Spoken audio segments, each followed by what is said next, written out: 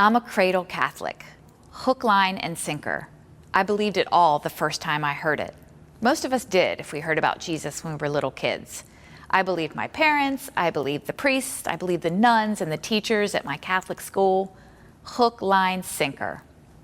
And I did all the right things that good Catholic people do. I went to church every week, I fasted for an hour before going to communion, I went to confession once a month. I did all the right things. But something was missing, and I started wrestling with that very early on. By the time I was a young adult, I was straying from my faith, and I was lost. Something was missing. God gave the church a mission, a specific target to hit. As the church, we should be focused on that target, and it should be reflected in everything that we do. That target is love. Love God and love others.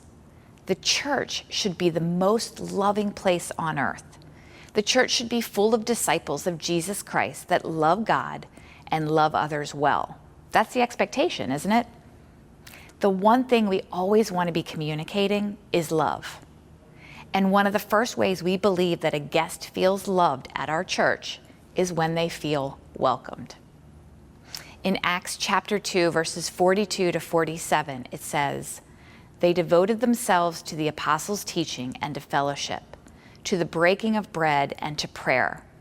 Everyone was filled with awe at the many wonders and signs performed by the apostles. All the believers were together and had everything in common. They sold property and possessions to give to anyone who had need. Every day they continued to meet together in the temple courts. They broke bread in their homes and ate together with glad and sincere hearts, praising God and enjoying the favor of all the people. And the Lord added to their number daily those who were being saved." The apostles and this group of early Christians studied the teachings of Jesus and cared for one another deeply. They went beyond the law. Their sincerity of heart was irresistible.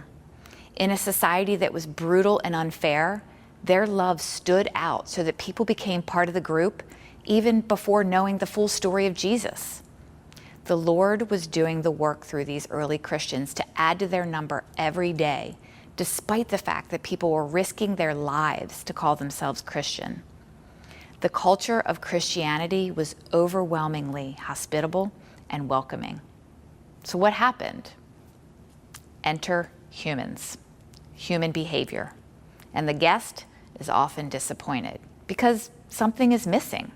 That something, I think, is an acknowledgement of being human, a real acceptance, radical love, and radical belonging, and acknowledgement of all the things that people bring with them on a Sunday morning when they walk through your doors. People are walking into your church with a whole host of beliefs, experiences, emotions, doubts, struggles, pain, and hurt. Your staff and volunteers show up every week with their own set of beliefs, experiences, expectations, emotions, doubts, pain, and hurt. These emotions and pain are just a result of being human, of living in this broken world. It's not your fault, it's your parents' fault. Just kidding, sort of. No, really, it's the fault of 30, 40, 50 years of relational pain and hurt. Relational pain can only be healed in relationships. As leaders, it's our responsibility to create opportunities for our staff and volunteers to be healed and to learn the emotional intelligence needed to heal others. The staff and volunteers will treat guests as they have been treated. The people walking through your doors each week are lost. So are your staff and your best volunteer leaders. Let's take a look at the 15th century translation for the word lost. The current day definition is unable to find your way, lacking assurance or self-confidence, helpless. None of us really want to think of ourselves that way, right? I might have been lost in college, but I'm not lost now. I'm a full-grown adult. But listen to the biblical translation of lost. Not made use of or claimed, no longer known, hardened or lost to shame, not appreciated or understood, obscured or overlooked. I've felt hardened because of shame. I've felt misunderstood and underappreciated more times than I can count. And I've been overlooked a lot. By this translation, we're all a little lost, right? And what do we offer the lost as the church? Programs, right? Helpful ones, yes. Formulas, theories, theology, programs, they don't save us. They don't heal us. We are helped and healed by someone who has been through it, who has suffered the doubt and the pain. Being understood, a shared pain, that's healing, and that's also belonging. In Luke chapter 22, Jesus says to Peter, "Simon, Simon, behold, Satan has demanded to sift all of you like wheat, but I have prayed that your own faith may not fail. And once you have turned back, you must strengthen your brothers." If we want to be welcoming churches, we have to focus on healing, on strengthening our brothers and sisters.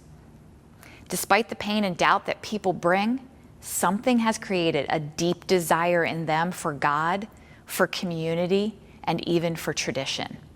They come to seek God. They are seeking healing, even if they don't know it. So what if we, the leaders of the church, intentionally trained and prepared our staff and volunteer ministers in the emotional intelligence required to recognize the state of brokenness that is walking through our doors each Sunday? Could we get a little closer to our churches indeed being the most loving place on earth, the most welcoming? What would it look like to create a culture of hospitality through emotional intelligence? Jesus and the early disciples did it beautifully. They understood emotional sobriety long before that was ever a term. They knew that if you pitted rules against relationship, that relationship would win out every time. I grew up in a church that was all about the rules. And even as a kid, I knew something was missing. So how can we be different? Well, we don't have to look far to find out. Back to Acts chapter 2. The early church was irresistible and serving everyone. People were drawn to it. They had a culture that communicated what they valued, love and belonging. So what happened? Well, I think we've become very task-driven rather than relationship-driven. Why? Tasks are so much easier than people. Give me a program, a project, a task. It's so much easier than people and relationships. But church work is a ministry of people. People are the mission. And the church has something that no one else has. We have the solution. That piece of the puzzle that I was missing in my church growing up, community. But not just regular community, not just friends or a gathering of people that have a common interest, real community, a love community. The Old Testament refers to this as Hesed community. Hesed is difficult to translate to English. It means loving kindness. It's a different kind of love. It's like Jesus's love, grace and truth, radical acceptance and radical responsibility. The solution is relational, because most problems come from relational issues. My defensiveness or my blaming or my anger, it came from a relationship. My parents, siblings, coworkers. We get better at love. We heal one another through community, Hesed community. You know, Jesus healed people more than almost anything else he did. More than he prayed, more than he spoke to crowds, he healed. And then much of his teaching illustrated the healings. We know that. We read that in the Gospels, but so many of our churches are missing something. Allow me to introduce a little science into this conversation. The church is really good at left-brained activities, learning and gaining knowledge, but we don't have a good recent track record of being good at reaching the right brain. Jim Wilder and Michelle Hendricks in their book, The Other Half of the Church, say, the heart is opened by right-brained activities. Dance, music, art, nature, relationships. Character is changed by right brain activities. Healing happens in the right brain. The left brain is learning, materials, programs, training, truth, doctrine, strategies. I love that stuff. As a church, We often ignore right-brained activities, relationships, and emotional skills. So the solution? Train people in love and relational skills. Skills that will lead to healing of the pain that comes from relationships. Deep communion, deep passion, and thus welcoming and belonging can only come from shared pain. So we must help our volunteers understand their pain and suffering, turn them towards God in silence and prayer, and only then are they ready to love and welcome others. Silence, then community. Love God, then love others.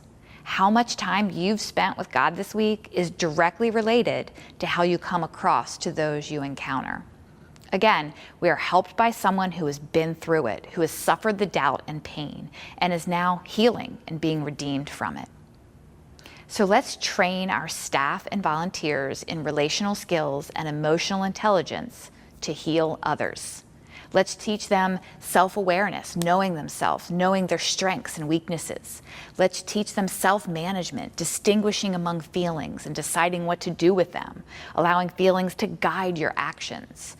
Let's teach them social awareness, identifying other people's feelings. And then let's teach them relationship management. This won't happen by accident. We have to be very intentional about it. People will resist it. It's easier to go on unconscious of ourselves, unconscious of our habits, our hurts, and how they affect our behaviors. But we will always be emotionally and spiritually stunted if we don't lean into our pain and emotions. I have a vision for the church of the future, and it's only possible if you join in this transformational culture shift. Consider this vision for your church. We are no longer behaving badly or reacting disproportionately. We are no longer unhappy, discontent, divided, hurt, offended. Relational pain is healed through a loving community. Imagine if your staff and volunteers become a team of healers, healing others through understanding, love, and belonging. That is a church that I want to walk into every Sunday. Will you join me?